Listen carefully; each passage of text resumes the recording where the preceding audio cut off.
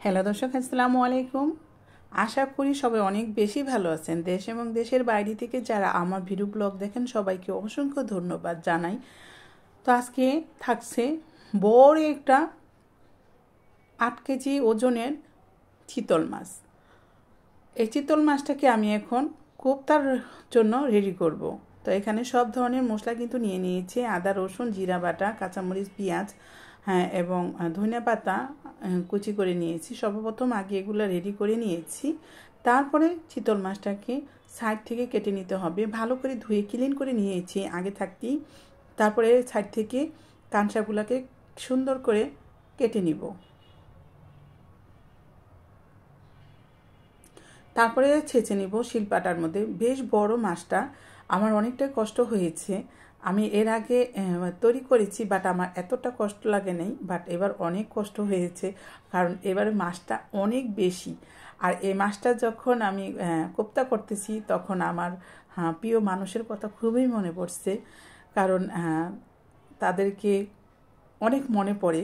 যাই হোক, আজকে আমি তৈরি করব চিতল মাছের কোপ্তা। তো চিতল মাছের কোপ্তা এর আগে কেউ খেয়েছেন কি না অবশ্যই আমাকে কিন্তু কমেন্ট করে জানাবেন। আর যদি না খেয়ে থাকেন তাহলে অবশ্যই ট্রাই করবেন। একটু কষ্ট হবে, বাট এটা খেতে যে কত মজা, এটা যদি না তৈরি করে খান তাহলে এটার স্বাদ কখনোই আপনারা পাবেন না।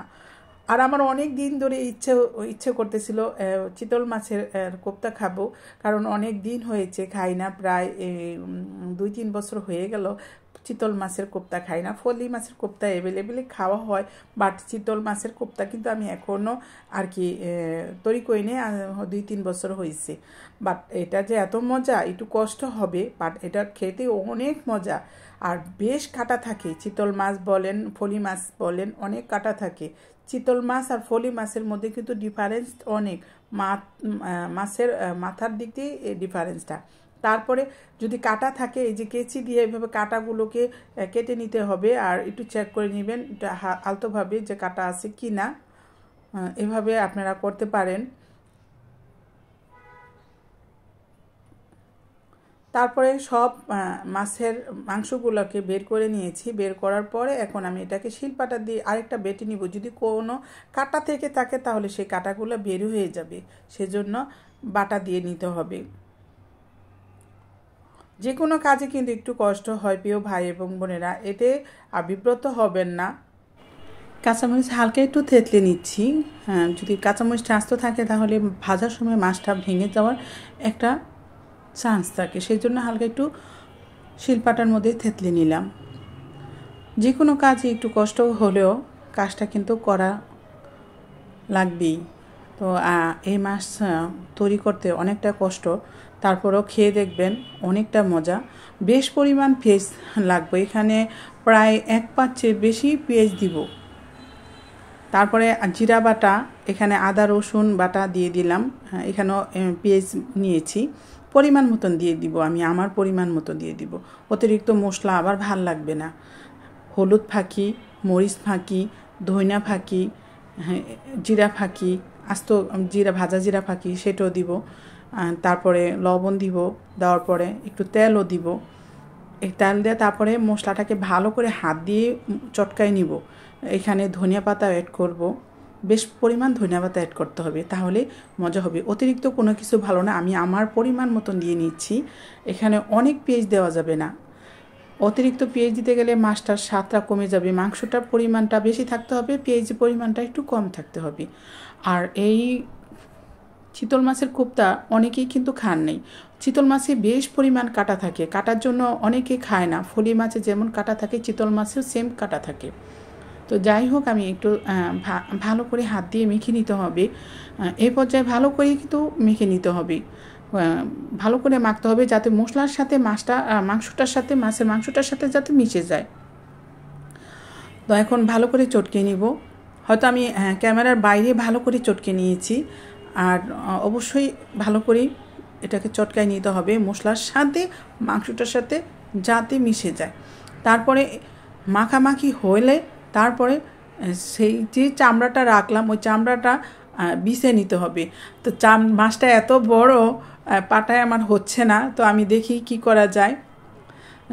হচ্ছে না, যেহেতু এই পর্যায়ে পুরো সম্পূর্ণ জায়গাটা আমার দখল নিবে মাছটা, বাট এখানে আসতেছে না। দেখি আমি বড় একটা টাইলস নিলাম, এটাও হচ্ছে না। তারপরেও পিছনে লেজটা রয়ে গেছে। আর এই মাছটা ভাজার জন্য বড় একটা কোনো পাত্র পাচ্ছিলাম না।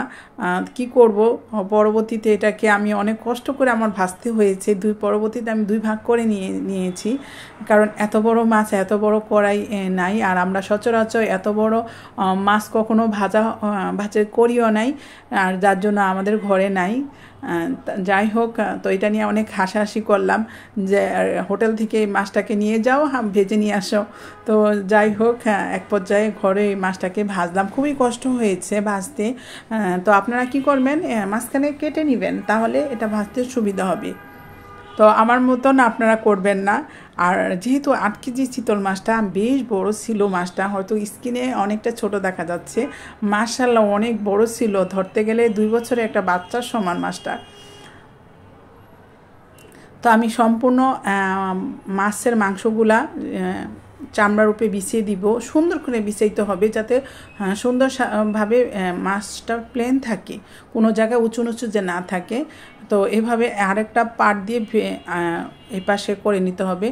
এভাবেই ফলি মাছের কোপ্তাটা করতে হয়, কোরাল মাছের কোপ্তা এইভাবেই করতে হয়। তারপরে ফ্রাই প্যান যেহেতু দিয়েছি, বাট মাছের অর্ধেক অংশ কিন্তু রয়ে গেছে, বাট কিছু করার নাই। তারপরে আমার কি করতে হয়েছে, মাছটাকে 2 ভাগ করে এভাবে কেটে নিতে হয়েছে।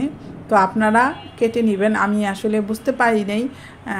পরবর্তীতে 2 ভাগ করে অনেক কষ্ট করে 2 ভাগ করে নিতে হয়েছে। আর অনেক ওজন, আমার হাতে কিছুতেই পারতেছিলাম না। 2টা খুন্তি নিয়ে তারপরে আমার মেয়ে হেল্প করতেছিল, 2 জনে মিলেই পরে মাছটাকে আমরা ভাজছি।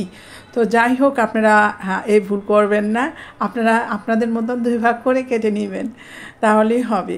আর মাছটা খেতে যে কী মজা হয়েছে, আমি ভাজাভাজি করে নিয়েছি। আর এই পর্যায়ে মাছটা কিন্তু আমি রান্নার প্রসেসে চলে যাব। যেহেতু মাছ আমি দেখাইছি, আর বাকিটা আমি দেখাবো। তো আমার ভাইয়ের কথা খুব মনে পড়তেছে। আমি একবার চিতল মাছ পাঠাইছিলাম, ভাইয়ের কথা খুবই মনে পড়তেছিল। যাই হোক, খেতে ইচ্ছা করতেছিল না, ভাইয়ের কথা খুবই মনে পড়তেছিল, ভাই অনেক পছন্দ করে। আরেকটা কথা বলি, আমি সম্পূর্ণ মাছটা ফ্রোজেন করে রেখে দিয়েছি ডিপ ফ্রিজে। আর যতটুকু আমি খাবো ততটুকুই আমি বের করে কেটে ভেজে তারপরে আবার রান্না করব। তো এখানে আমি আদা রসুন বাটা অল্প পরিমাণ দিয়ে দিলাম, বেশ পরিমাণ দিব না, যেহেতু মশলা ভিতরে দেওয়া আছে সেজন্য অল্প পরিমাণ দিব। এখানে আমরা সাধারণ যেভাবে তরকারি রান্না করি, হলুদ মরিচ অল্প অল্প করে দিয়ে দিচ্ছি, যেহেতু ভুনার মধ্যে অতিরিক্ত মশলা ভালো লাগবে না, সেজন্য অতিরিক্ত দিব না। তো এই পর্যায়ে টমেটো দিয়ে দেবো। মশলাটা ভালো করে কষিয়ে নেওয়ার পরে টমেটো অ্যাড করে দিলাম, কাঁচামরিচ দিলাম।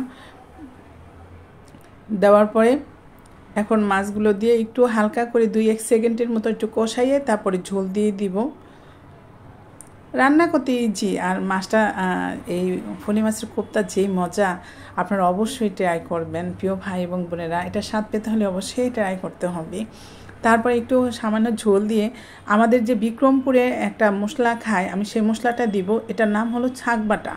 যেহেতু আমি বিক্রমপুরের মেয়ে, আর আমরা বিক্রমপুরের ঐতিহ্যবাহী যেই খাবারগুলা, যে মেনুগুলো আছে, এগুলো কিন্তু আমরা অবশ্যই ট্রাই করি। এই ছাগবাটাটা আমি শেয়ার করেছি, আপনারা অবশ্যই একটু খুঁজে দেখতে পারবেন। এটার লিঙ্ক আমি অবশ্যই দিয়ে দিব। তো এই ছাগবাটা মশলাটা দিয়ে দিলাম, দেওয়ার পরে ধনিয়া পাতা দিয়ে তারপরে 5 মিনিটের মতো একটু বলক দিয়ে নামিয়ে নিব। আর কোনো মশলা দিতে হবে না এখানে। আর এই ছাগবাটা মশলা, এটা পেঁয়াজ, জিরা, রসুনের পরিমাণটা কম থাকবে। 4টা পেঁয়াজের জায়গায় 2টা রসুন যাবে এরকম। শুকনা মরিচ তৈরি দিয়ে অনেক কিছু দেয়, তারপর তেলের মধ্যে ভাজা, তারপরে এই মশলাটা বেটে নিলেই একটা মশলা তৈরি হয়। এটা ফরিদপুরে আর বিক্রমপুরের মানুষরাই খায়, আর অন্য অঞ্চলের মানুষ খায় কিনা আমি জানি না, অবশ্যই কমেন্ট করে জানাবেন। আর কোরাল মাছের কোপ্তা কীরকম হয়েছে দেখতেই পাচ্তেছেন, অবশ্যই ট্রাই করবেন। রাজকীয় স্বাদের রেসিপি কিন্তু এটা হয়ে থাকে, এটা সচরাচর কিন্তু আপনারা কোথাও পাবেন না, অবশ্যই ট্রাই করতে হবে। এটা স্বাদ নিতে হলে আপনাকে ট্রাই করতে হবে। সবাই ভালো থাকেন, সুস্থ থাকেন, আল্লাহ হাফেজ।